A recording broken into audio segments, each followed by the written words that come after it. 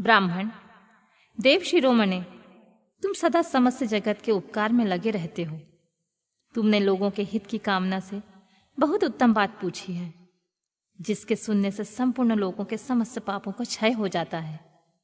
उस अनामय शिव तत्व का मैं तुमसे वर्णन करता हूं। शिव तत्व का बड़ा स्वरूप उत्कृष्ट एवं अद्भुत है। जिस समय समस्त चराचर जगत नष्ट हो गया था, सर्वत्र केवल अंधकार ही अंधकार था। न सूर्य दिखाई देते थे, न चंद्रमा, अन्य ग्रहों और नक्षत्रों का भी पता नहीं था। न दिन होता था न रात। अग्नि, पृथ्वी, वायु और जल की सत्ता भी नहीं थी। प्रधान तत्व से रहित सूना आकाश मात्र शेष था। दूसरे किसी तेज की उपलब्धि नहीं होती थी। अदृष्ट आदि का भी अस्तित्व नहीं था। शब्द और स्पर्श भी साथ छोड़ चुके थे। गंध और रूप की भी अभिव्यक्ति नहीं होती थी। रस का भी अभाव हो गया था। दिशाओं का भी भान नहीं होता था। इस प्रकार सब और निरंतर सूची मेद और घोर अंधकार फैला हुआ था। उस समय तत्वसद ब्रह्मा, इसी श्रुति में जो सत सुना जाता है, एकमात्र वही शेष था। जब यह, वह, ऐसा, जो इत्यादि रूप से निर्दिष्ट होने वाला भावात्मक जगत नहीं था, उसी समय एकमात्र सत ही शेष था, जिसे योगी जन अपने हृदय आकाश के भीतर निरंतर देखते हैं। वह सब तत्व मन का विषय नहीं है। वाणी की भी वहां तक कभी पहुंच नहीं होती। वह नाम तथा रूप रंग से भी शून्य है। वह न स्थूल है, न कृश है, न हस्व है, न दीर्घ है तथा न लघु, न गुरु। उनमें ना कभी वृद्धि नहीं होती, न हास्य। श्रुति भी उसके विषय में चकित भाव से है। इतना ही कहती है, अर्थात उसकी सत्ता मात्र का ही निरूपण कर पाती है। उसका कोई विशेष विवरण देने में असमर्थ हो जाती है।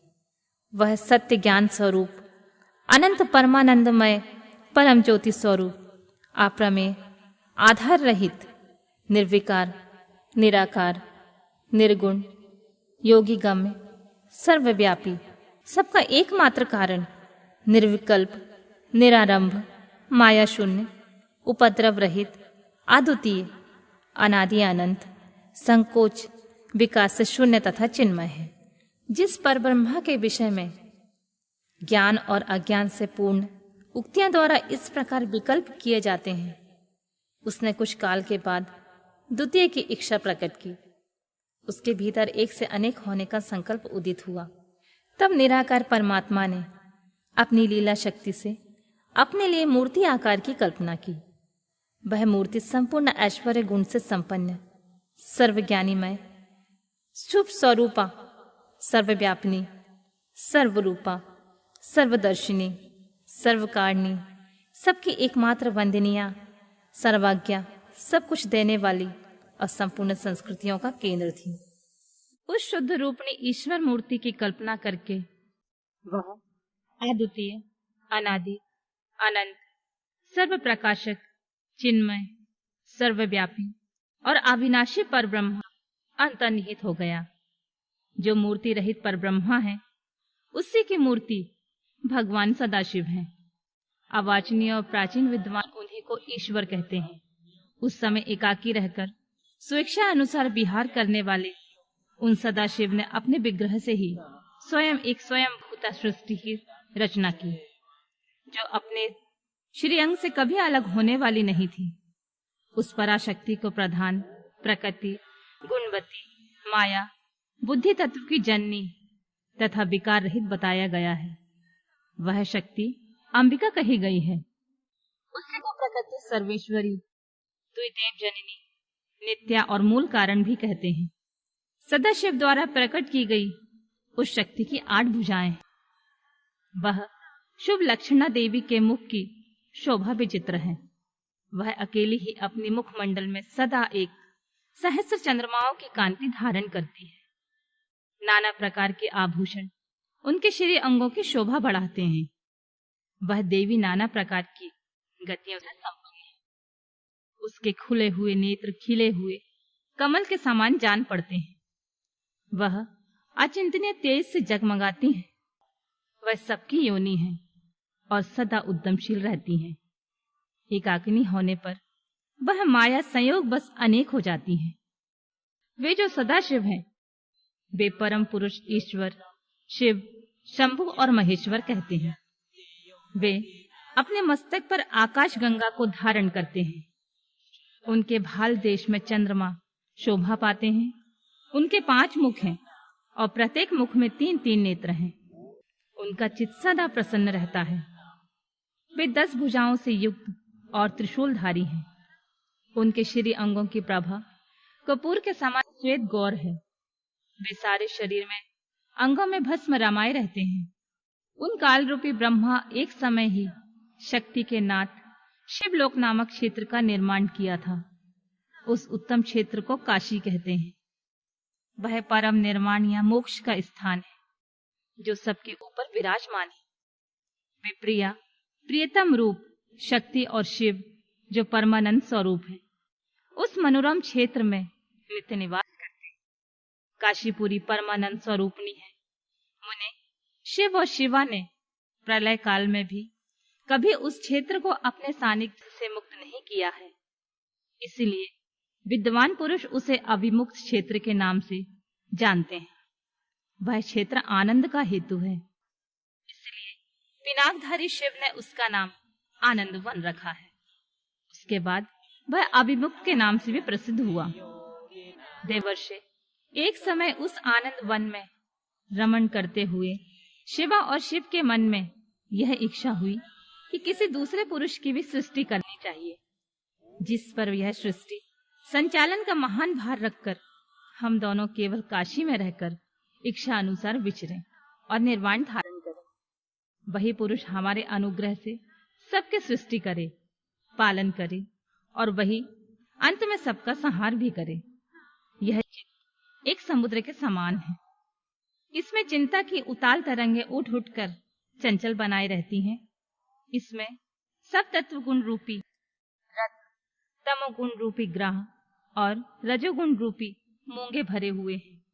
इस विशाल चित्र समुद्र को संकुचित करके हम दोनों उस पुरुष के प्रसाद से आनंद कानन काशी में सुखपूर्वक निवास करें। वह आनंद वन वह स्थान है जहां हमारी मनोवृत्ति सब ओर से निस्सिमट कर इसी में लगी हुई है तथा जिसके बाहर का जगत चिंता से आतुर प्रतीत होता है। ऐसा निश्चय ही शक्ति सहित सर्वव्यापी परमेश्वर शिव ने अपने वाम भाग से 10वें अंग पर अमृत मन लिया। फिर तो वहां से एक पुरुष प्रकट हुआ जो तीनों लोकों में सबसे अधिक सुंदर था। वह शांत था, उसमें सब तत्व गुण की अधिकता थी तथा वह गंभीरता का अथाह सागर था। मुने क्षमा गुण से युक्त उस पुरुष के लिए ढूंढने पर भी कहीं कोई उपमा नहीं मिलती थी। उसकी कांति इंद्रनील मणि के समान श्याम थी। उसके अंग अंग में दिव्य शोभा छिटक रही थी और नेत्र प्रफुल्ल कमल के समान शोभा पा रहे थे। श्री अंगों पर स्वर्ण की सी क्रांति वाले 2 सुंदर रेशमी पीतांबर शोभा दे रहे थे। किसी से भी पराजित न होने वाला वह वीर पुरुष अपने प्रचंड भुज दंडों से सुशोभित हो रहा था। तदंतर उस पुरुष ने परमेश्वर शिव को प्रणाम करके कहा, स्वामिन, मेरा नाम निश्चय कीजिए, काम बताइए। उस पुरुष की यह बात सुनकर महेश्वर भगवान शंकर हंसते हुए मेघ के समान गंभीर वाणी में बोले, व्यापक होने के कारण तुम्हारा नाम विष्णु नाम से विख्यात हुआ। इसके सिवा और भी बहुत से नाम होंगे जो भक्तों को सुख देने वाले होंगे। तुम सुस्थित उत्तम तप करो, क्योंकि वही समस्त कार्यों का साधन है। ऐसा कहकर भगवान शिव ने श्रास मार्ग से श्री विष्णु को वेदों का ज्ञान प्रदान किया।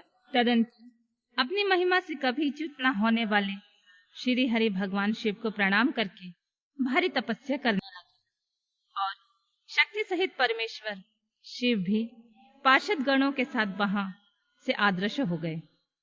भगवान विष्णु ने दुधीर काल तक बड़ी कठोर तपस्या की। तपस्या के परिश्रम से युक्त भगवान विष्णु के अंगों से नाना प्रकार की जल धाराएं निकलने लगी। यह सब भगवान शिव की माया से ही संभव हुआ। महामुने, उस जल से सारा आकाश व्याप्त हो गया और ब्रह्मरूप जल अपने स्पर्श पात्र से सब पापों को नाश करने वाला सिद्ध हुआ। उस समय थके हुए परम पुरुष विष्णु ने स्वयं उस जल में शयन किया। वह दीर्घ काल तक बड़ी प्रसन्नता के साथ उसमें रहे। नार अर्थात जल में शयन करने के कारण ही उनका नारायण यह श्रुति सम्मत नाम प्रसिद्ध हुआ। उस समय उन परम पुरुष नारायण के सिवा कोई दूसरी प्राकृत वस्तु नहीं थी। उसके बाद ही उन परमात्मा महात्मा नारायण देव ने यथासंभव सभी तत्व प्रकट हुए। महामते, विद्वान, मैं उन तत्वों की उत्पत्ति का प्रकार बता रहा हूँ। सुनो। प्रकृति से महत्व प्रकट हुआ। महत्व से 3 गुण। इन गुणों के भेद से ही त्रिविध अहंकार की उत्पत्ति हुई। अहंकार से 5 तन्मात्राएं, उन तन्मात्राओं से 5 भूत प्रकट हुए। उसी समय ज्ञानेंद्रियों और कर्मेंद्रियों का भी प्रादुर्भाव हुआ। मुनिश्रेष्ठ, इस प्रकार मैंने तुम्हें तत्वों की संख्या बताई है। इनमें से पुरुषों को छोड़कर शेष सारे तत्व प्रकृति से प्रकट हुए हैं। इसीलिए सबके सब जड़ हैं। तत्वों की संख्या 24 है। उस समय एकाकार हुए 24 तत्वों को ग्रहण करके वे परम पुरुष नारायण भगवान शिव की इच्छा से ब्रह्मरूप जल में सो गए।